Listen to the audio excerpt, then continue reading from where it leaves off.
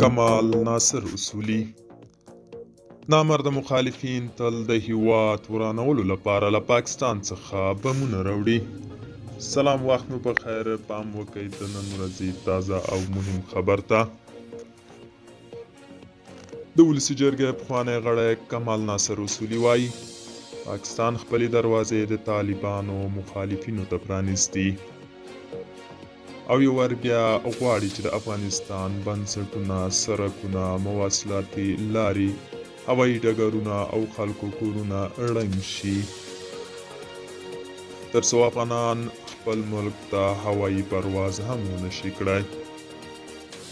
نوموړي زیاتوي پاکستان داسې نیت لري چې یو بیا یو افغان پلار د ټلیفون کولو لپاره اسلام آباد ته لاړ شي.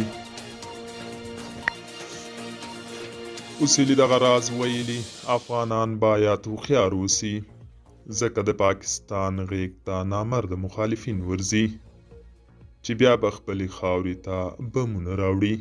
دوستانو، دا و د نن ورځې چمتو کلی خبر. تر بیا